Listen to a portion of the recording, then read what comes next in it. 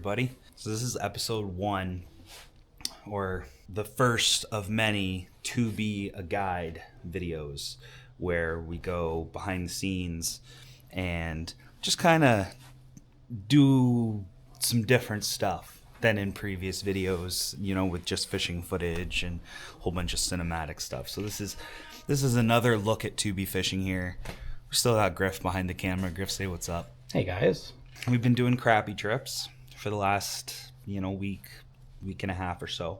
I had some pike stuff booked in, but I ended up pushing it back just because the ice has gone out later than typical, and usually around the same time that the ice goes out, the pike start getting on the spawn, and when they're spawning, I don't like doing trips for them just because you're not going to catch very many while they're spawning. You can get a few, trick a few sometimes, but the majority of them are focusing on spawning, and they're not chasing baits the same way. But we have pike trips coming up in the next week or so.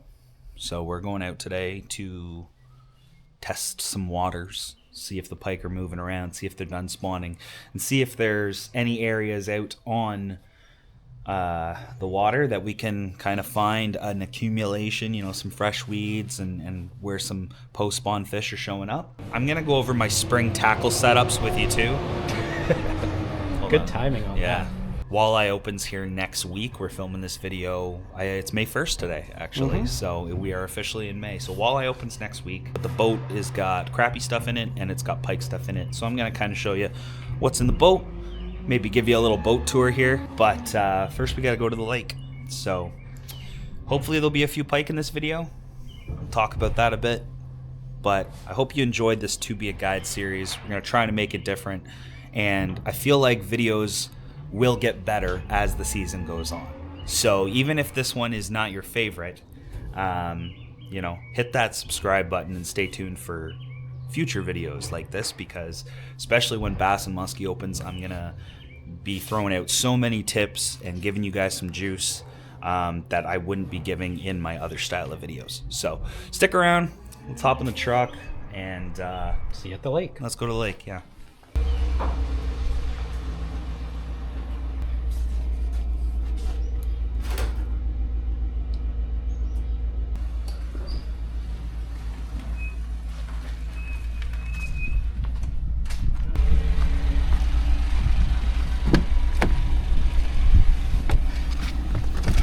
I thought it was going to hit. No. Not today. Not today. There's been a few times where Griff just doesn't drop the poles quite far enough. It's hard when you're filming, All right, on the road.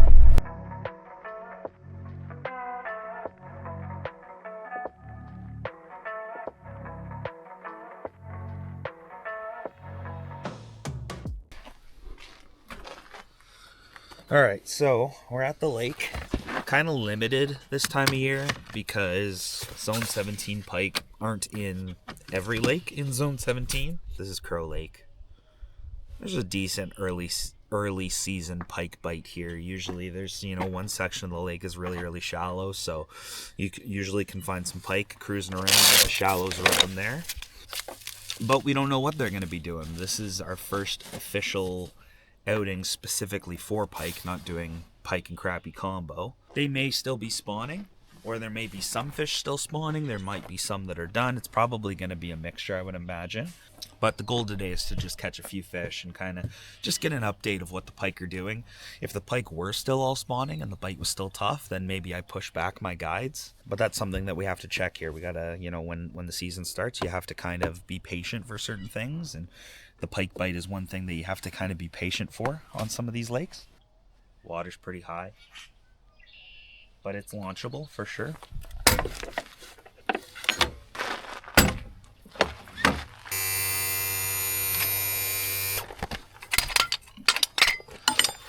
What will really be nice is a little change of pace from panfish, because there's only so many days I can throw a bobber out and watch it.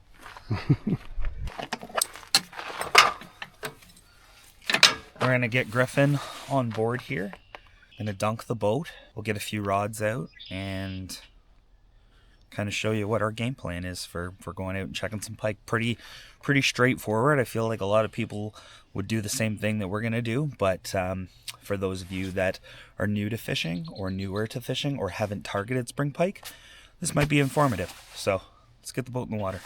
I'll dunk you, and you can either wait and do the trolling, do the trolling motor, and you know where to beach it.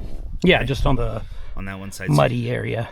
If you can do the big motor, make sure that you want the prop and stuff in the water when you start it, and then just literally turn it on, let it run for a second, make sure it's pissing water, right, just up, and then once you got a nice little drift going in, just cut it. Yep, sounds good. And then pull down. Okay.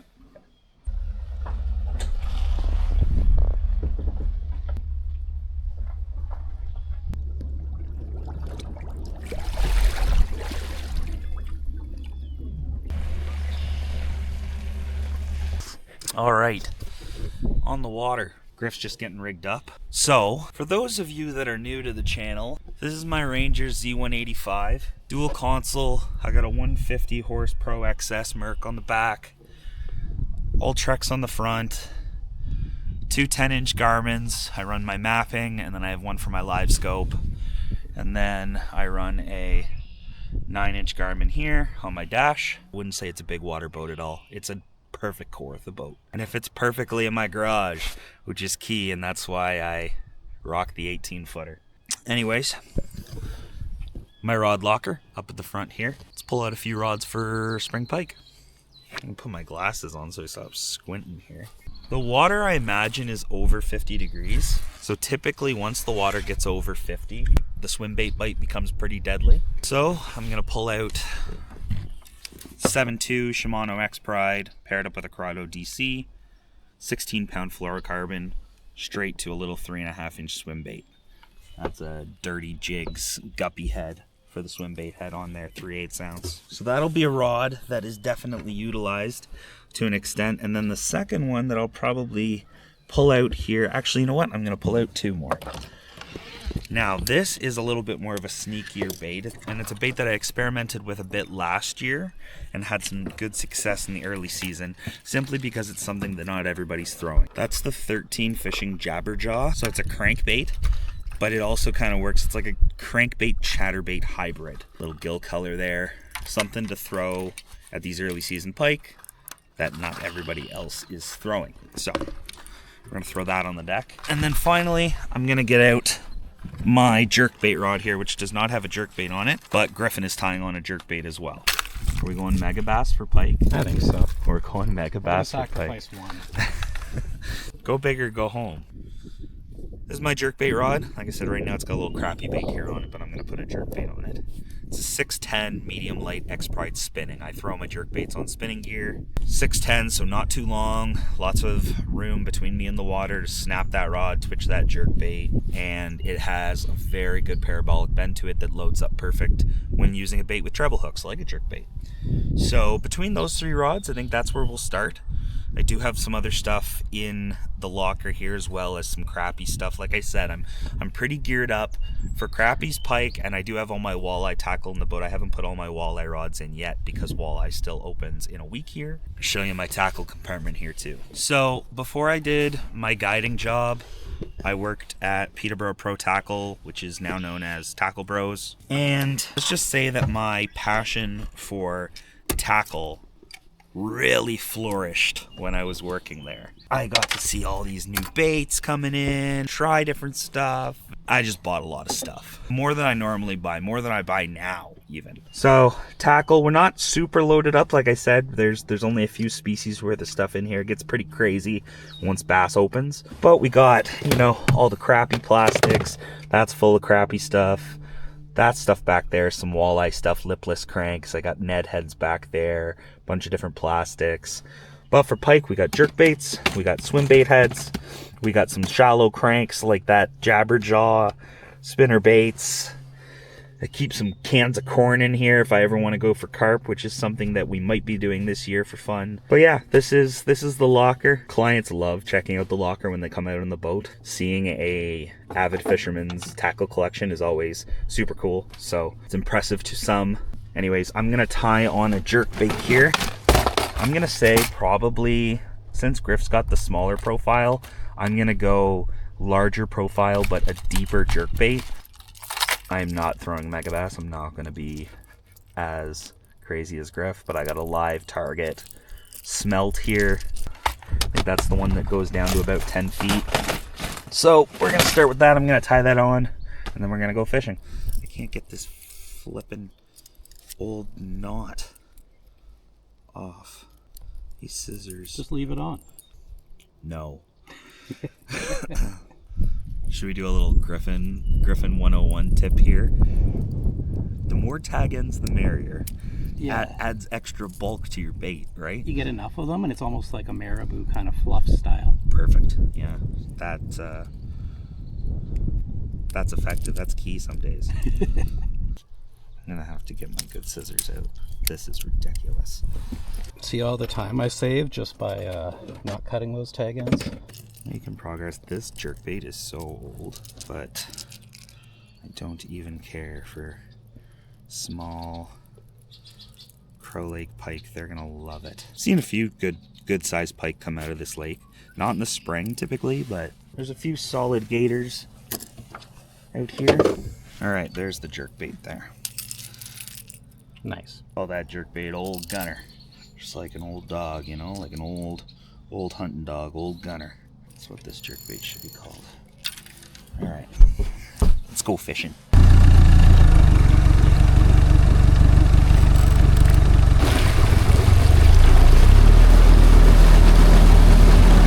So, the way this lake kind of works is I always kind of, it's kind of split in half. There's two sections in this lake. You got one side of the lake that's very, very shallow, mud bottom predominantly, not a lot of structure, like weed-wise, rock-wise whatsoever. But a lot of the pike use that section as kind of a spawning bay, spawning area. You'll find a lot of them post-spawn moving out of here. And then there's the other section of the lake that's deep. There's humps, there's weed beds, there's rock. It's a lot more structure oriented, and there's a lot more deeper water out there too. So I think we'll start in this shallow section here. This is typically where I'm gonna find them first, and then depending on how it goes, we're gonna move out to the main lake and see if there's any weed on top of some of the humps. If there's any weed on, a few areas that we have weed lines out here, and see if we can get a few fish in the boat. Hopefully we get a few bites and catch a few fish that are bigger than crappies. That would be a win. So I'm not expecting to slam them. Are you? Not really. I mean, I think it's going to be slow, so some of those slower presentations might be good. I think that it's very likely that we'll be able to get some of them out at least. Let's have a look at what the water temp is. So we're in this back section right now, and the water temp is still 48, so it's colder than I thought it was going to be. The water is going to be colder out in that big section of the lake, but that big section of the lake also has some areas that get some weed growth, and I think weed growth is going to end up being more important than if it's a degree or something warmer. So, well, that weed growth is going to hold heat too, right? That's it, and it holds heat, it holds bait fish, and it's structure. We're gonna go try one or two spots here in this shallow section, and then we're gonna move out to the lake.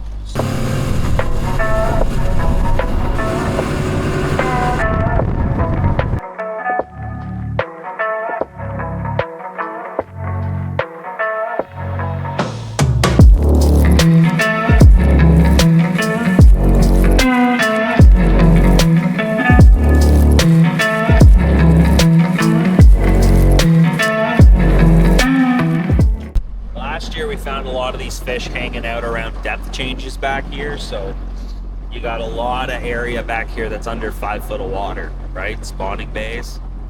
And there's a few areas in this section of the lake where it goes down to 10, 7, a little bit deeper spots. And every time we came across a zone like that had a bit of depth change, caught some fish.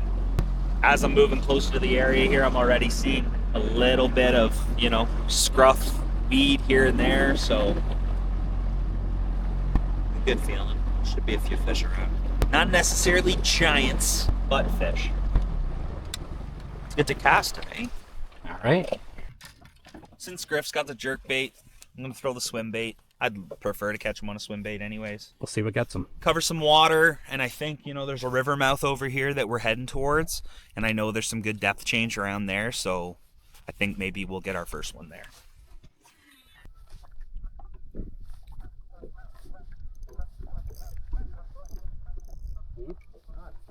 Fish.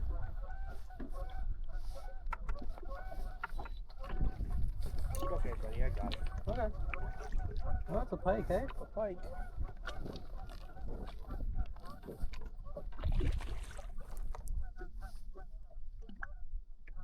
Right around where you said you saw that bait too, eh? Yeah, just saw some bait on the live scope.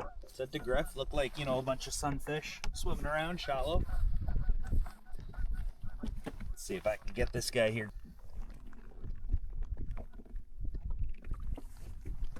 There we go. Little jack on swim bait, baby. Let's put this guy back. Yeah. Ready? Yep. Okay. 3 tips, spring pike. First off, until you get a fish in the boat, you should be changing consistently. You should be changing colors. You should be changing bait presentation. If you're fishing with somebody else, you should both be throwing different things until you can solidify what the fish will bite that day. Number 2, pike a lot of the times bite in windows. It can go 0 to 100 very quickly. And the third tip, which I think is probably the most useful tip out of the 3 that I'm going to give you here, is pike are one of the species where the direction of your cast really matters. So I was discussing how we're fishing the windy side of these holes where it slopes up. We're fishing the side that the wind is pushing to. One of the things that I've noticed is you can go through an area, whether there's whatever you're doing, you can go through an area and you can get no bites, or you can get a follow, or you can see some fish, but not actually catch them. And as soon as you change the direction of your cast, whether it's going parallel along the slope, whether it's throwing the bait in shallow, dragging it out to deeper water, whether it's sitting in shallow or throwing it out deeper, dragging it into shallower water, these things make a difference. So then what I did there is I've been working it parallel. I've been throwing right along this slope, right near the top of that slope where the little bit of scruffy weed growth starts, and I've been throwing it parallel there. And that time I got a hit halfway through my cast where I caught that fish.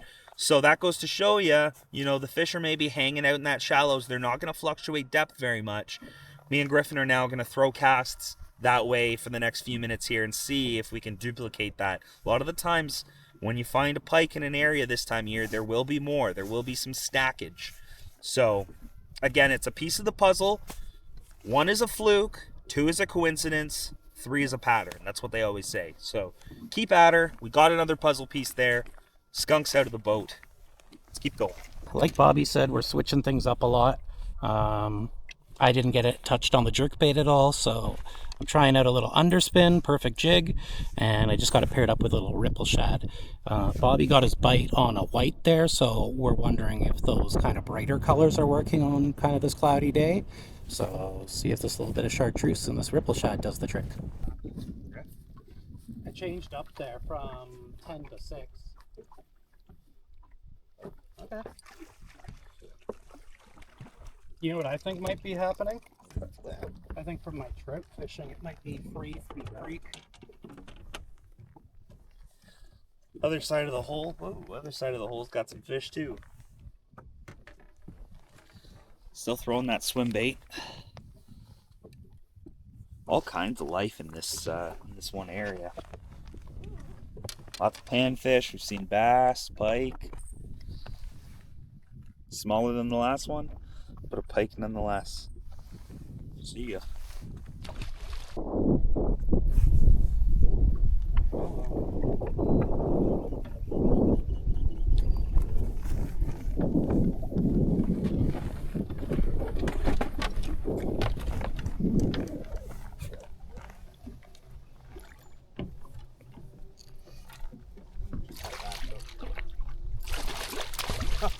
No. Well, I think you probably saw it on camera, so half points. A little bit of depth change. There's really not a ton of weed here. It's a little bit of scruff. crummy weed, not even, you know, it's sparse. That's all you need. But there was a pike on it. That was the first cast with a jerkbait.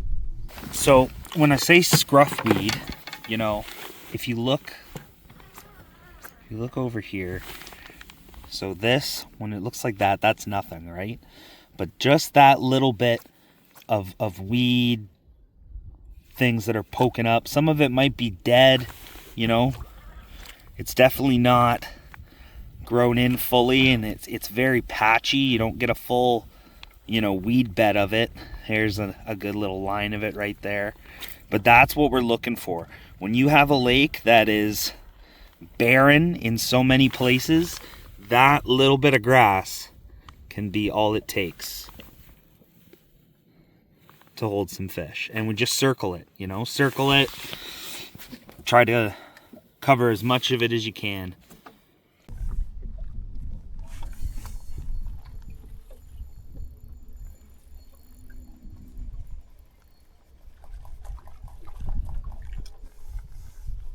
Well, jerkbait time.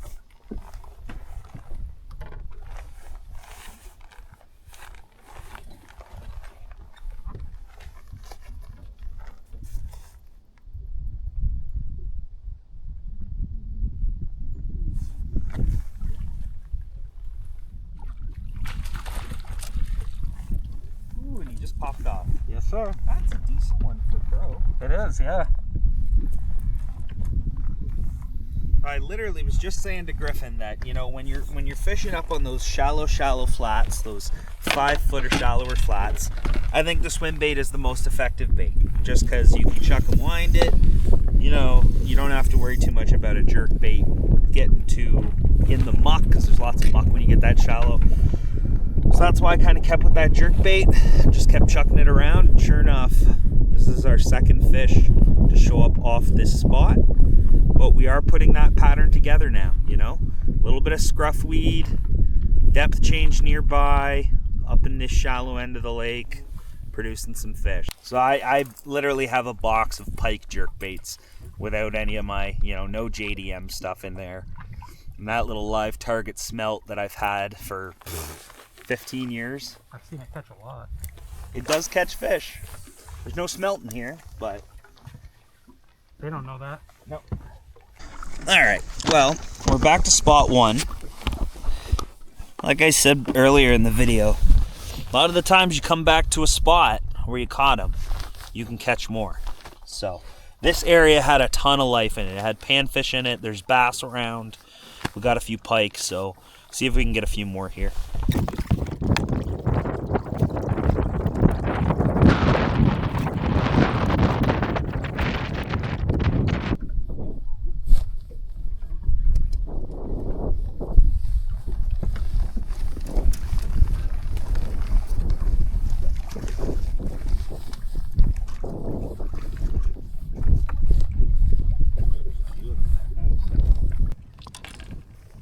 All right, guys, I'm finally on the board. It's a lawn dart, but it's a pike.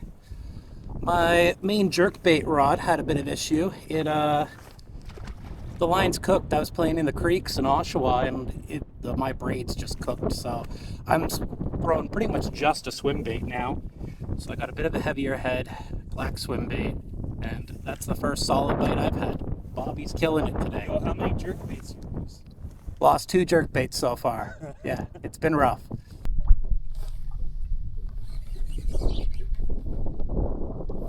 It's a pike. Oh my goodness.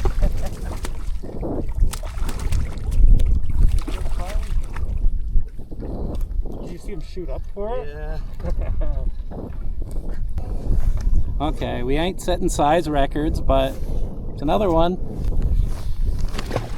Well, that was episode 1 of the To Be a Guide series. I think a lot of these videos are going to go similar to this way, where it's not so much about how many fish we can catch, how many nice shots of those fish we can get. It's more about showing you what has to be done in between the smash vests, what has to be done in between the guides. And you know, early season, waiting for the pike to finish spawning and get on. You know, once they finish spawning, they're in post spawn, so they can be tricky to catch too. And then once they get out of post spawn, that's when things really fire up. So the next video that we do here might be for walleye, it might be for pike, uncertain. Spring fishing is just heating up. Keep tabs on how the water temps are, how the bite's going, and that dictates kind of how the season goes. I hope you guys enjoyed this video. Different, but hopefully it was okay. Bash that subscribe button, hit like if you enjoyed it. Follow myself and Griffin on social media. Stay tuned for more content, boys and girls, because there's a lot more to come than small pike and crappies. Until next time.